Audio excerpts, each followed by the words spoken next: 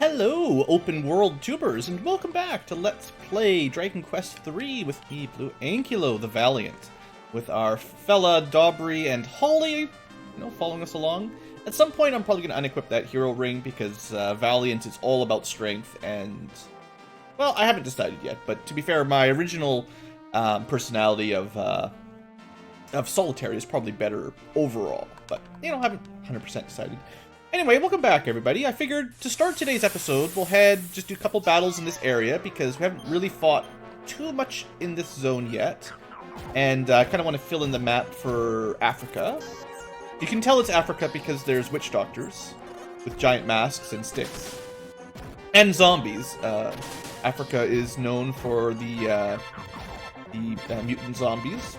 The zombie apocalypse starts in Africa, last I heard.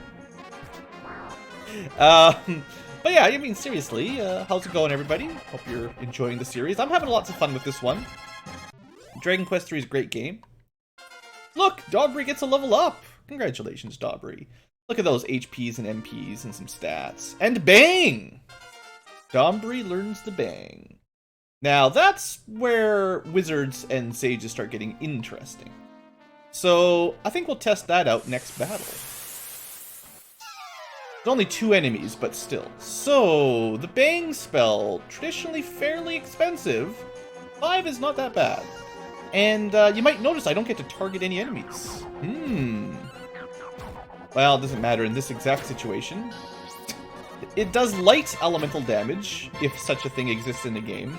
Of course, when I use it, it does 0 damage. And, of course, this is why no one uses wizards in Dragon Quest III.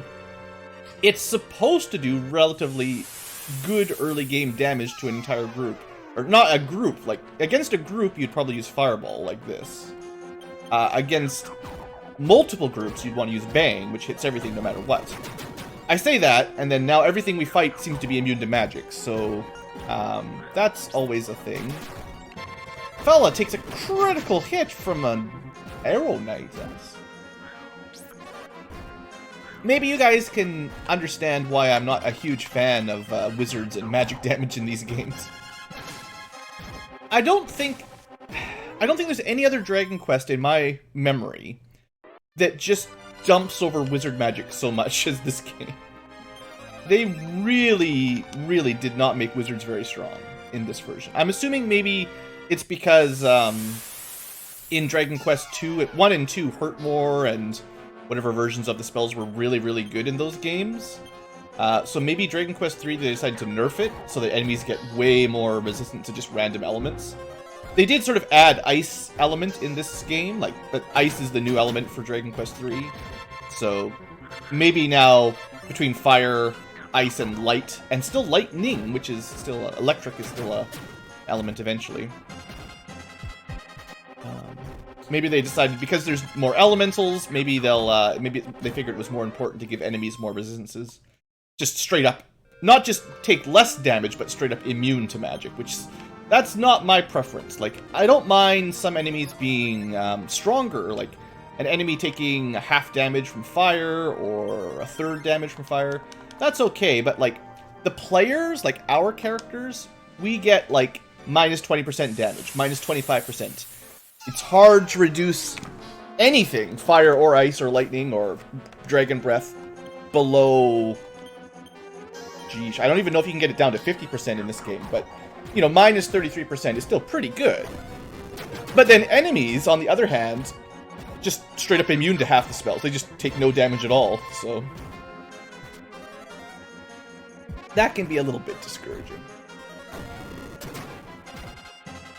I mean, it does work sometimes, and I'm sure if I use the magic enough, eventually I'd sort of learn to keep track of which spell to use on which enemy, that kind of stuff. So we're off to a pretty difficult opener here to the start of this episode. Lots of random encounters. Let's start speeding things up a little bit, because I feel like we're starting to drag down a little bit. Shamans with heal more is actually pretty terrible. So, we're just going to stick with reliable physical damage that always works.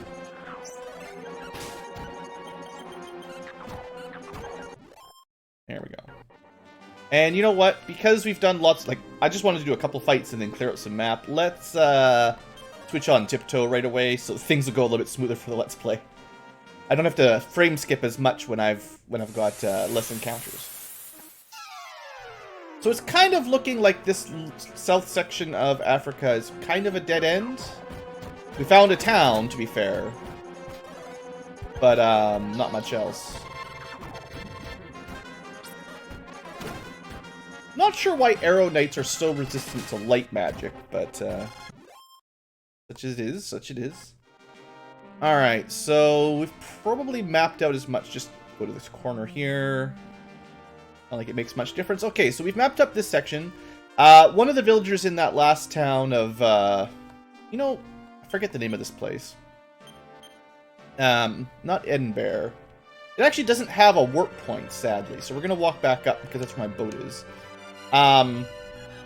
They did mention that to the, basically Central Africa, is the mountains of the Necrogond, or something like that, which is supposedly where Baramos lives.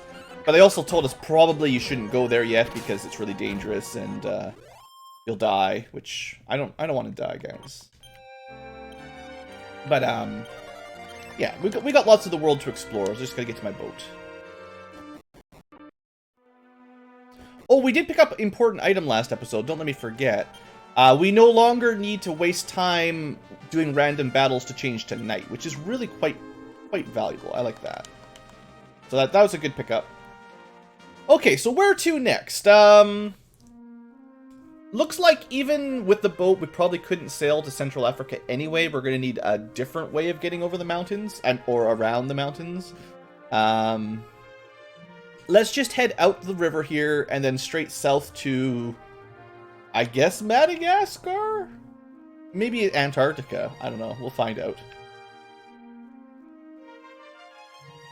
Not only is the world map a little different than I'm expecting, it's also kind of twisted sideways. But hey, the sailing music is beautiful.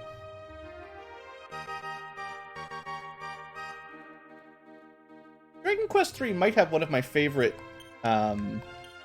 soundtracks now that I think about it. Playing the more recent games like Dragon Quest Builders, Dragon Quest Heroes, all that stuff, it's hard to remember which game the music's come from because they often play different songs from all the different games, and you don't know, like, the town theme might be from any given Dragon Quest, but a lot of the really good ones were from 3. I think I like the sad overworld tune from Dragon Quest II the most, though. Before you have your full party, or anytime you don't have your full party in Dragon Quest II, that might be my favorite walking around music. But I think this game might have the sailing music set. Alright, Dobry, level 12, some stats, slow, and return. So another person, so that's good, because Blue doesn't have a whole lot of MP, so now we've got other people who can cast the return spell. And slow will lower the enemy's agility, like I said we'd probably get. We've also got Gale for Holly, so some cleric spells and some wizard spells. Cool, cool. But this is like a sea waltz. Okay, so in my experience with Dragon Quest III, whenever you go to a completely new island that they didn't tell you to go to, you might want to put a save file down just in case you die terribly. I don't know what the odds are, but let's find out the name of this place, because we can. We're not allowed to use that spell? Well, alright, there's one chest here somewhere. Oh, well, this is an important one. Blue gently touches an egg, and a great warmth spreads across the palm of Blue's hands. This is a very important island. We are guarding the egg.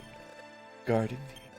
When the 6 orbs are returned to their altars, the legendary phoenix Ramya will come back to life. So, yeah, some random lighthouse guy happened to know about this, but yeah. Let me just move this microphone a little bit. Maybe, getting 6 orbs and waking up a phoenix would be a good idea. Now, they did say there was a treasure chest, or there's an item. Now, I don't think that would be the egg itself, so there's probably a mini-medal here somewhere. So, fella, how about we try some more of your tricks? Look at that. This is so good. I don't think I ever reliably used Seek Out. I don't actually think I generally brought a thief when I played this game. I like the more traditional party, like hero, warrior, cleric, mage, or wizard. Or once in a while I'd switch the warrior out for a fighter or a merchant. But I always bought a cleric, and I almost always bought a wizard, and turn one of them into a sage. Like, I generally had a pretty vanilla sort of layout. I always knew that in the remake, thieves were good, but gee whiz, are they just the best. This might be the first time I brought a thief on a Dragon Quest III run, to be honest. Like, this is... I feel like we might actually have stumbled upon the strongest party composition there is. I wasn't really trying to make a super easy playthrough, but thief with 2 sages might be as good as it gets, honestly. It's kind of fun. I mean, it's interesting. I get to show you guys lots of new strats. The only spells you won't get to see are spells from the dealer, merchant/dealer. They didn't really have that good of a spell selection. They only had a couple things. Okay, so that's one island. I got into a battle while I entered my boat? Tentacles, get out of here! You may notice that the monsters on the snow island weren't actually that bad. So that's probably Antarctica, I guess. I was thinking maybe Madagascar, but I mean, it's pretty icy, so... Also, look at those graphics for the ocean battle. That is some high-quality Super Nintendo background art. I like that. I'm just having such a good time with this game. I'm really enjoying it. So, also I'm really excited about my secrets that you may have noticed by now on the side of the screen. Let's go to the next island, which is...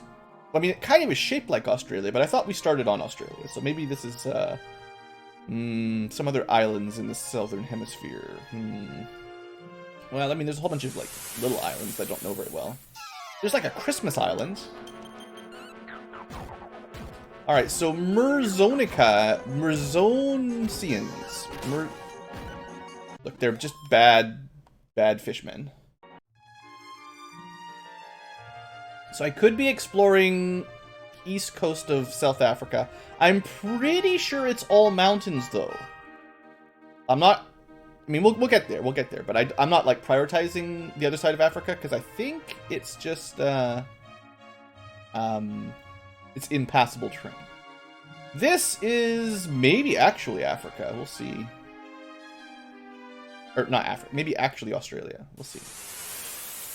I always thought we started on Australia, but maybe I was wrong. So these guys look pretty weak. All mirages and vampires. Like, they 18 experienced. Garbage.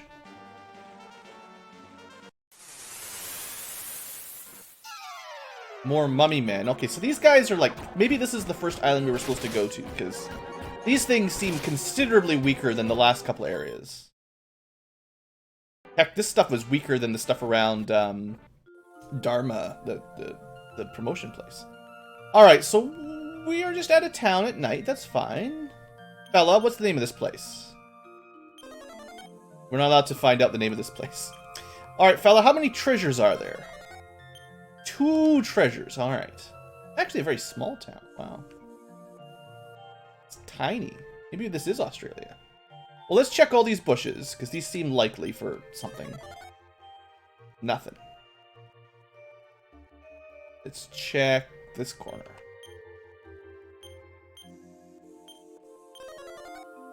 Nothing?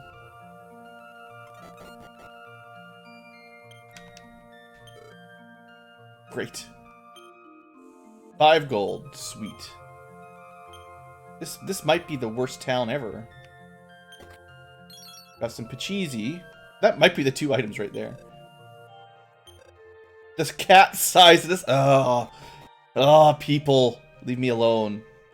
So do those house items count as...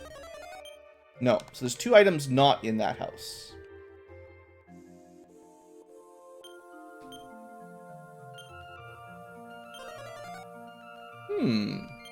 Must be missing part of this town. There's no shrine here. It's supposed to be somewhere in this village, but I just can't find it. Mysteries. Mysteries upon mysteries. Maybe you should go this way. Unfortunately, this looks locked by final key, which means probably the treasures are in behind these doors. They say this shrine leads to Gaia's navel. Just between us, I entered her navel once. I got scared and left, though. You got an invisibility herb? No? Well, go get one. You could sneak into Edinburgh with it. That's actually not a terrible tip. Now we know how to get into Camelot, the name of the town that I couldn't remember before. Someone, I'm sure, left a comment by now. What's the name of King Arthur's castle? Pfft, what kind of Ankylo am I? I don't know. Fictional story tales about knights and dragons and wizards. Alright. Well, let's see what this town looks like during the day. There's at least one shop, right? And probably no items to steal unless we get a final key, which we do definitely want, so maybe someone will tell us about the final key. Same thing as when you're asleep. Just all he cares about is the shrine that is just north of the town. Alright, item shop. Invisible herbs! Alright, we're gonna buy a couple of these. They're not cheap. I probably don't need more than, like, one, but we'll buy 3. And that way, if I mess it up, we should be good. In fact, just in the very off chance that we have to use one on each person, now we'll have 4, just in case. Now we'll be able to get into Edinburgh / Camelot. Okay, supposedly, to get the final key, you need some kind of special water pitcher. But what could a pitcher possibly have to do with finding a key? Ooh, secrets. Alright, that's good to know. We have some new equipment. I don't know almost why you'd ever buy the Iron Mask. If you want to buy this mask, just go to Muir and get a free Ortega helmet, which is better. I guess if you had a warrior, they could probably use it. But even then, like, psh. Magic armor, magic robe, cloak of evasion, power knuckles. That's interesting. So that would give Fella a bit stronger single target attack. Let me just see. Is it worth spending that much money? No. The power knuckles are the same power as a steel whip. So power knuckles will be single target, almost for sure, and they'll do the same damage as the steel whip. So whoop-de-woo. Whoop-de-woo. What's the name of this place, guys, please? Welcome to Lancel. It's Lancelot, even though it's not Camelot. Lancel's quite a small town, but the shrine in the back is gigantic. It's our town's main attraction. It's locked. No one can get in. So it's totally useless. We just look at these locked doors all day. Alright, this is just a town with one house, with one cat. At least there's a happy cat during the day. It must have got fed. So, I guess that's about it for this place. Not the best town I ever found. At least they told us about the final key, and they sold invisibility herbs. You'd think that would be their main attraction. Invisibility herbs sound pretty awesome. Yeah. Alright, so I'm thinking we're good. Let's just cast a couple, just in case, you know. I'm almost sure that behind these doors on the left and right, there'll be a couple treasures. Like, 99% sure, I would say. Check for sparkles, just in case. Good enough. Okay, Lancel, you have been searched. Now, I think, yeah, getting to the center of this island, I believe, although it looks like you could just leave the town and walk to the left, you're not allowed to do that. We'll have to have the final key to enter the town, go to the shrine, teleport to the left of town. It's weird. They should have, like, closed the mountain, I figure. Like, if they put the mountain go vertically connected, so that the town was beside the mountain, sort of into it, then it would make sense more, like, geographically that you get teleported through the mountain or over. Whereas it looks like you could just walk west of town, but no. So what I want to do is look at the map briefly. There's a couple squares of darkness on this island that we're going to want to clean up, because I really care about perfect maps. And the enemies here are like a joke. Let's not even bother with them. We'll speed this up, so that should finish that part of the map. And then we've got to get to West Africa. I'm assuming this is shaped, or not West something. Because this place looks more like Australia in terms of layout, maybe this is supposed to be proper I don't know if Bang or Fireball works better on crabs. Maybe this is supposed to be Australia, is what I'm trying to say. Bang! There you go, 20 damage to everything. It looks like crabs are perhaps weaker to Bang than Fire. I don't know, it's hard to say. Anyway, let's just speed along. Bam, bam, that should clean up that part of the map. Okay, look at that. Such a tiny little island for Australia. Australia is pretty big. Like, this is too small to be Australia. Anyway. Exploration, continue. Hopefully we'll be able to return here. You know how it is. Once you can get the boat and visit all the cities, you just have to travel everywhere once, and then in the future, you just teleport wherever you want with the return spell. So obviously, we could go back to Edinburgh now. And sneak in, but I'm going to finish some of my world tour first. I suppose we could go to Zipangu or Japan. I suppose because we're fairly close, we'll still check East Africa while we're in the vicinity. Like I said, I'm pretty sure this is all going to be mountains, but we'll find out pretty quick. Okay, so the southern section. We're no longer sneaking. We got to keep being a sneaky sailor. That's the wrong spell. Alright, fella. I don't know how you do it, but sneak us through these waters. Alright. These guys aren't so scary, but we'll bang it out.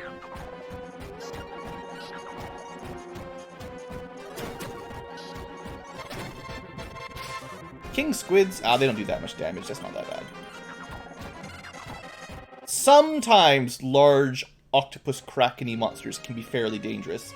It's usually more when they get 2 or 3 attacks per turn they become a problem. One of the Dragon Quests has a fairly difficult tentacle boss early on. Or mini-boss of some sort, but I guess it's not this one.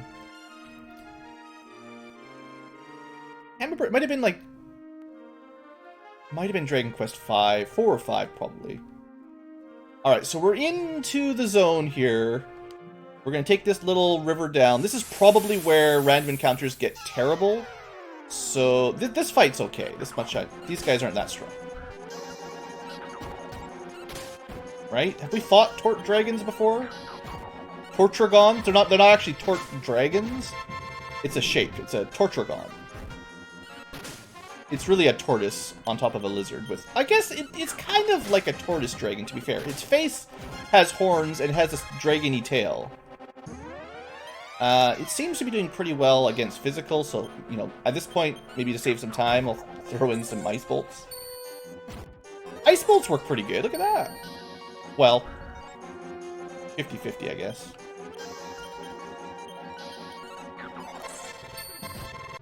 Alright, we can kill a Tortragon. Alright, we found a volcano. I mean, this may or may not be where our father Ortega died terribly.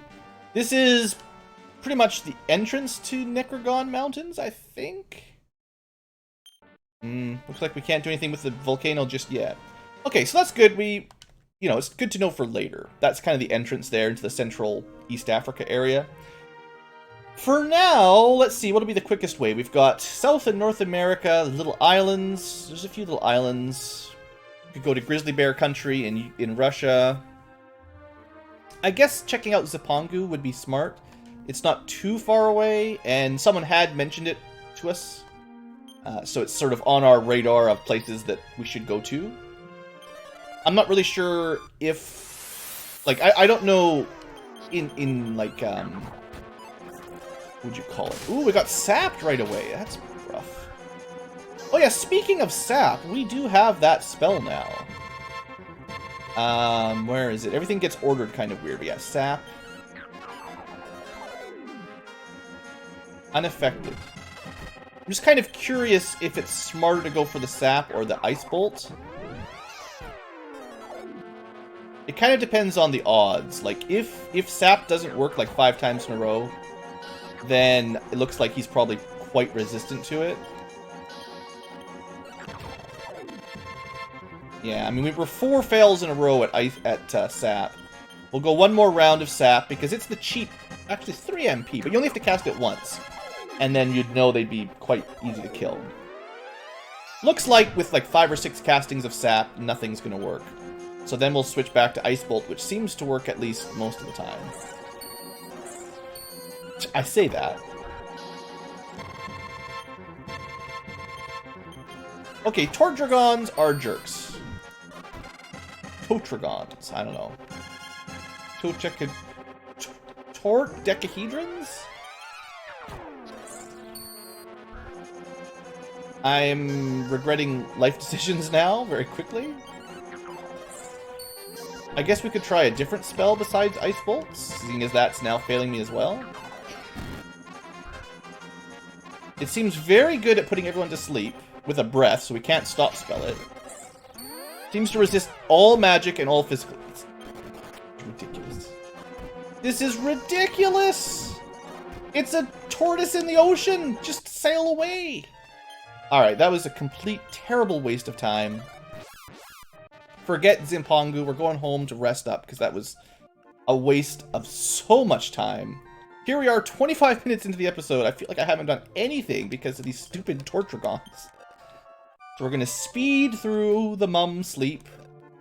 And then we're going to use our magical boat that follows us around. And we're going to go somewhere new before the end of the episode. This is not going to be a 500 episode series. Alright. Fella, keep the Tortragons away, please. Just in case it works. Also repel Tortragons. And from here, we're going to that tiny little island that probably we can't do anything on, because why not? Southeast Island. At least it's not Tortragons. I don't know if these guys are strong or... I don't know. I think we've killed them pretty quickly before. They're not... I guess, okay, one thing that's kind of an advantage for magic is, you know how boomerangs and chain whips... Boomerangs and whips, that is to say... They sort of lose damage every consecutive enemy they hit. Magic doesn't do that. Magic does the same approximate random range on every target. So there is some advantages to multi-target magic over boomerangs. I just forgot to mention that, probably. Alright, welcome to yet another small island. Welcome to Luzami. The village has long been forgotten to the rest of the world. We haven't seen any travelers in many years. Fella, find some treasure. 2 chests. Are there any in this little, Nope, nothing in that grass patch.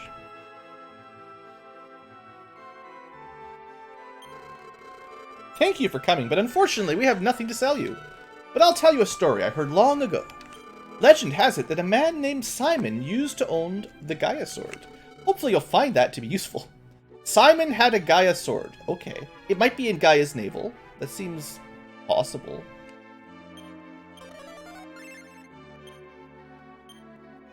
I feel like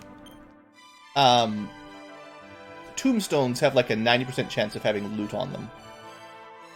Oh look! An observatory! Did you know that the world is a sphere, rotating in space? That's why the stars and sun appear to move on the horizon is rounded, but nobody believes me. But the world is round and rotating in outer space. If you travel south of this island to the Icelands, there's a small field where a strange old man used to live. He may still be alive. You should see if he is. South? You mean north? I guess if the world's round, you might loop around. If the world was flat. You know, this feels like it's fairly easy to test, because all you have to do is sail from one side to the other side. Isn't that, like, the layman's way of proving the world is round? Like, you just sail around the ocean once? I mean, they knew it was round before that. It was just... It wasn't like... What was that? Was it... Which was... Oh man, my history is terrible. It wasn't Columbus. There was another... Magellan, I think, was like... His company was the first one to get all the way around the world. Even though I think he didn't survive the voyage, if I remember correctly. Anyway. He's known for his maps. Let's check for chests. There's treasure here! It's a medal. It looks like it meteorited into the planet, basically. So that was all the overworld... Oops. No, he just sniffs around. Fella's just walking around... I am a prophet. I have foreseen your visit here. The Archfiend Castle lies deep in the Necrogond Mountains. To reach it, you'll need to hurl the Gaia Sword into the volcano. Only then will the path to his castle be revealed. Well, that's good, because we know where the volcano is, and we've at least heard a little bit about Gaia's sword, and we know about a Gaia's navel, so maybe those are connected? And we got some books out of this guy, sure. Let's clean this up a little bit. I know I'm just collecting all the books. I'm just a hoarder.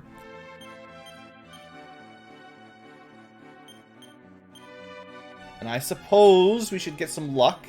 I'm just gonna eat it myself, you know, whatever. The thing is, with luck, it does take a lot of luck to make much difference on the chance to avoid statuses. Like, it does make a small, like 1 point makes a small difference on your resistance to various status effects. But it really takes 20s, 30s, 40s, probably more like 100 to really make any noticeable impact. It's like the formula is like probably less than 1% per point kind of thing. So, in fact, I'm almost 100% sure that your reduction in status ailment is less than 1% per point of luck. So, it does affect it, but just very minimally. Okay, so that's pretty much it for this place. We should check it out at night, and let's at least, you know, show off my amazing lamp. Diddly-doo, diddly-doo, diddly-doo. Alright, see if there's anything cool at night. Back to Luzami. Most of the time, the dialogue is the same day or night, but looks like this place is really a repetitive nighttime town. I'm a prophet. I foresaw that you would come back at night a few hours after you left. I have foreseen all these things. Looks like just a very small town with very little going on. Nothing new at night.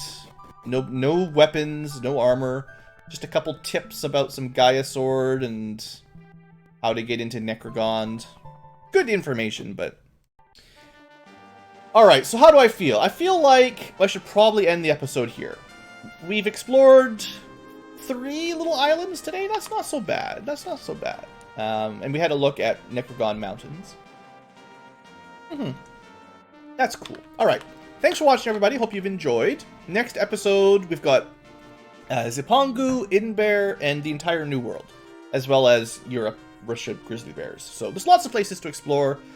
Hopefully, most of these towns are getting added into our return list. This one was not. So, you know, we'll have to sail here if we want to come back. But at least, you know, we can get travel to some of them. I don't know why some towns in Dragon Quest III are off limits for return. That's kind of annoying.